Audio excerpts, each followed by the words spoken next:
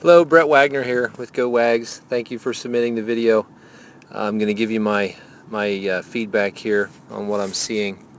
My first thing I want to say before we even get started is when you practice your hitting, you want to think of it as a 1 rep max, very similar to a bench press, very similar to a max vertical jump, right? So it's 100% max effort. And my first thing I noticed watching this video was how fast you're throwing batting practice to him. Like, it's one quick pitch after another. So as I start this, just watch how fast he's working, and that's extremely fast. It's almost like you're playing how fast can you hit a baseball. So definitely need to slow down there. Let's talk now about the swing itself. And again, working slower and letting him take time in between swings will help some of the stuff I'm about to say. So this here is very good. He's a nice leg lift, which tells me he's creating ground forces. So that's a really good thing.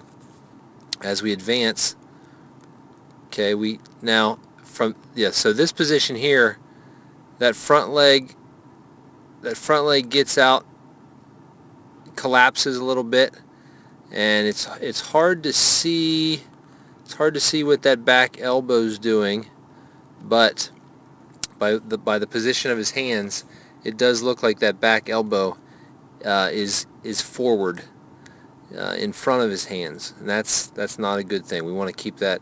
That actually tells me he's pushing the bat to the ball instead of using his hips and turning through the ball. Again, a video a little bit closer may help me see that. I know the resolution isn't the greatest either. So certainly that position with the back elbow is not ideal. His contact position, we want to let that ball get as deep as possible. So that contact position, I can see the ball. The ball obviously is right there. We want that contact position to be right off of that front foot. So that's actually let me clear this.